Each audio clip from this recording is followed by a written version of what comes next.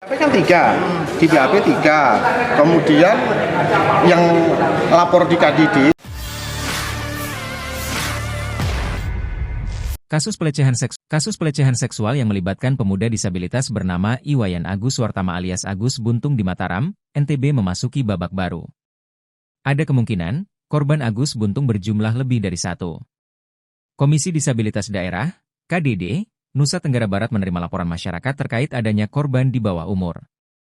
Ketua KDD NTB Joko Jumadi saat ditemui pada Senin 2 Desember mengungkapkan, laporan bertambahnya korban Agus terjadi setelah kasus viral. Menurut Joko, korban yang baru ketahuan ini sudah menjalani pemeriksaan di Polda NTB.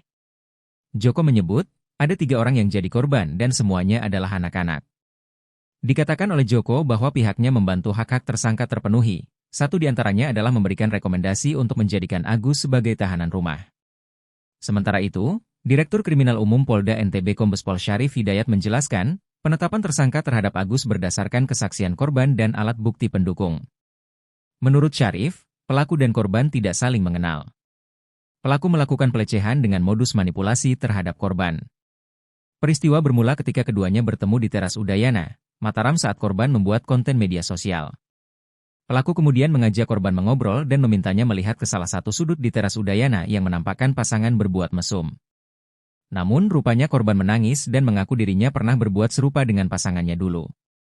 Kondisi ini kemudian dimanfaatkan pelaku untuk memperdaya korban. Agus menyampaikan bahwa korban harus disucikan dan mengancam akan menyebarkan aibnya pada orang tuanya jika tak mengikuti permintaan pelaku. Mendapat ancaman dari pelaku, korban pun bersedia memenuhi permintaan untuk mandi suci. Keduanya kemudian menuju sebuah homestay, di tempat inilah pelaku melancarkan aksi bejatnya. Kini Agus sudah ditetapkan sebagai tersangka.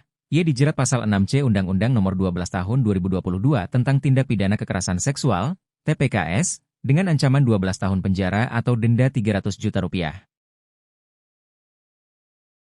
BAP kan di BAP 3, kemudian yang lapor di KDD, yang mencet KDD itu ada 3 case, jadi 6.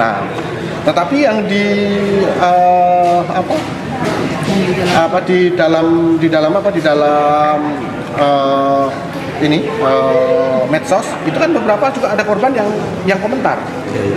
Nah, itu juga kita belum telusuri sampai situ. Nah, kalau yang di Nang, yang kemarin juga kami juga ikut turun juga gitu artinya. Di Nang itu menyampaikan ada 13 yang ada, diingat 13 yang masuk Nang. Oh, yang masuk homestay itu? Di Nang homestay. Yang dibawa sama si pelaku ini? Yang dibawa sama pelaku itu. Wallahu alam itu apakah pacarnya, apakah mohon maaf umpamanya mungkin open BO umpamanya, kita nggak tahu ya, tetapi yang jelas yang masuk ke situ ada 13. Berarti ini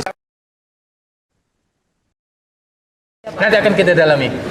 Nah, itu kan baru muncul. Kalau yang 2 korban, yang kasus yang ini tadi, 2 korban yang sebelumnya sudah kita lakukan pemeriksaan. Sekarang memang dia sebagai seorang mahasiswi dan berada di Sumbawa, memang orang Sumbawa.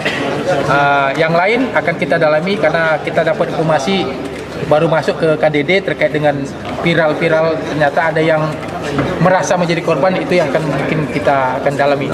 Apalagi ya, kalau korban itu melapor pasti akan kita lanjuti. Tapi paling tidak sebagai petunjuk kita bahwa ada korban lain selain korban. Kalau yang 2 korban sama modusnya, bukan modusnya sama. Jadi dia seolah-olah membangun persepsi, menekan korban dengan kondisi korban yang lemah sehingga memanipulasi dan mengikuti kata-kata si pelaku. 2 korban yang sudah kita periksa. Kalau di laporan KDD ada berapa korbannya? Nah, itu nanti KDD yang menjelaskan karena belum masuk ke kita. Ya, visum. Jadi hasil visum memang ada tanda-tanda kekerasan benda tumpul di alat kelamin si perempuan. Itu. Ya, keterangan dari saksi. Download Tribun X sekarang. Menghadirkan lokal menjadi Indonesia.